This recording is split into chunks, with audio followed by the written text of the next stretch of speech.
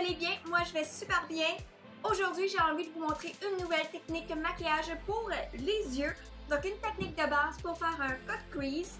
Donc, voilà. Donc, si vous aimez ce que vous voyez et que vous voulez apprendre une nouvelle technique, vous êtes sur la bonne chaîne. De plus, si vous êtes sur ma chaîne et vous n'êtes pas encore abonné, mais il faut le faire dès maintenant. Donc, sans plus tarder, voici la nouvelle technique. Bonne écoute!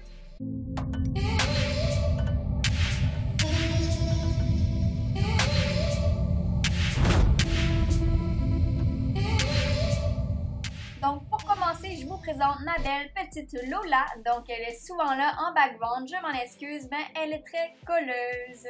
Donc, la première étape au niveau des yeux, ça serait de mettre une base à paupières, donc un primer. Donc, idéalement, prenez une couleur très neutre ou bien un anti-cerne de la même couleur que votre peau. Donc, la première couleur que je vais appliquer est un petit bleuté un peu grisâtre et je vais vraiment l'appliquer dans le pli naturel de mon œil et je vais le monter un petit peu plus haut au niveau de mon arcade sourcilière. N'hésitez pas à faire déborder un peu la couleur vers l'extérieur. Ensuite, pour donner un peu plus de profondeur, je vais aller chercher une couleur un peu plus nacrée et un peu plus grise et je vais encore une fois accentuer le pli naturel de l'œil.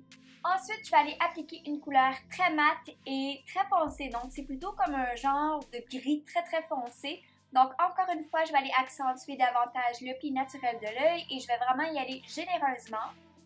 Pour le dessous de mon œil, je vais y aller avec un col blanc. Donc, je vais l'appliquer dans ma muqueuse et ensuite, je vais retourner avec mon petit bleu un peu grisâtre sous mon œil et retourner avec mon gris très foncé et accentuer seulement le coin externe du bas de mon œil.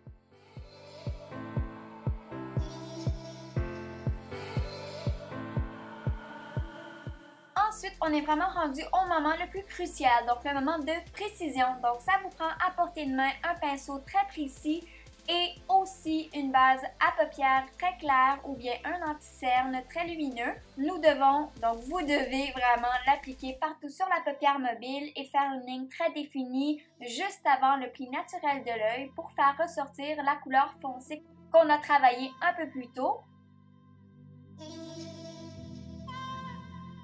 Donc, une fois la base bien appliquée, il faut tout simplement bien estomper.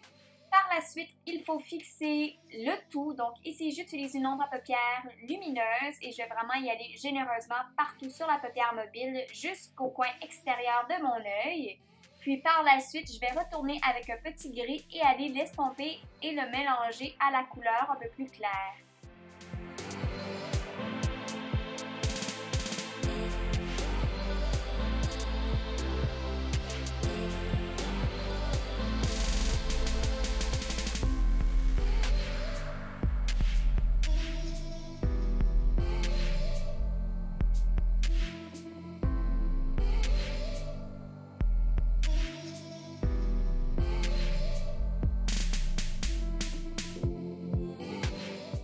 Donc, une fois les lumières bien installées, bien appliquées et bien fondues, il est temps de faire ressortir encore plus le pli naturel de votre œil. Donc, on va retourner avec un pinceau très précis, très plat et on va aller chercher la couleur la plus foncée et redéfinir encore une fois le pli naturel de l'œil. Donc, on va vraiment y aller de l'intérieur à l'extérieur ou même de l'extérieur à l'intérieur. L'important, c'est vraiment de voir la belle ligne qui fait vraiment l'effet cut crease. Pour donner un peu plus de profondeur, je vais tout simplement retourner avec mon petit bleu un peu grisâtre et aller accentuer mon crease et estomper le plus foncé. Et évidemment, pour faire une belle touche finale, on va aller mettre un beau petit liner noir pour souligner l'effet très défini du maquillage des yeux.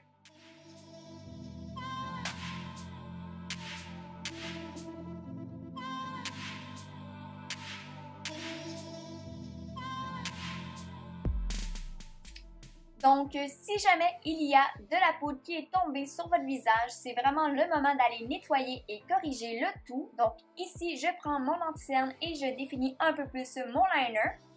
Une fois mon liner défini, je vais tout simplement aller appliquer un peu d'anti-cerne, le fixer et je vais en profiter aussi pour aller retoucher un peu mon bronzer et mon illuminateur de teint. Donc, comme vous pouvez le constater, Lola me rend visite souvent pendant cette vidéo. Donc, comme je vous disais un peu plus tôt, Lola est souvent là derrière moi parce qu'elle est très curieuse. Donc, pour les gens qui font des vidéos à la maison et qui ont des enfants ou des animaux, je suis pas mal sûre que vous comprenez mon sentiment actuellement.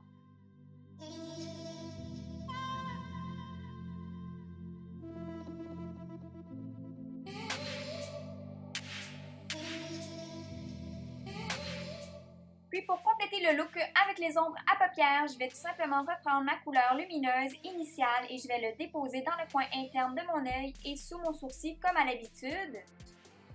Donc par la suite, n'oubliez pas de bien estomper votre maquillage. Maintenant, il est temps d'aller déposer et réserver une petite quantité de colle parce que si vous n'avez pas déjà vu ma vidéo en fait technique qui vous explique comment appliquer des faux cils facilement et rapidement, j'ai donné un petit truc et c'est de vraiment réserver une petite quantité de colle avant l'application. Donc, si vous voulez en savoir un peu plus et vous voulez savoir les trucs à savoir, je vais vous laisser le lien du vidéo dans la description.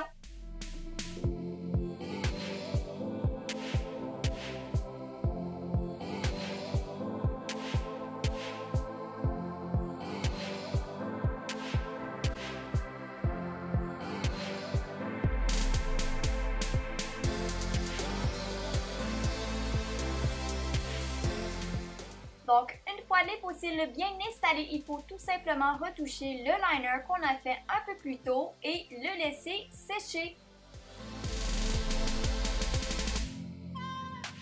Donc, voilà ce qui complète le vidéo technique d'aujourd'hui du cut crease.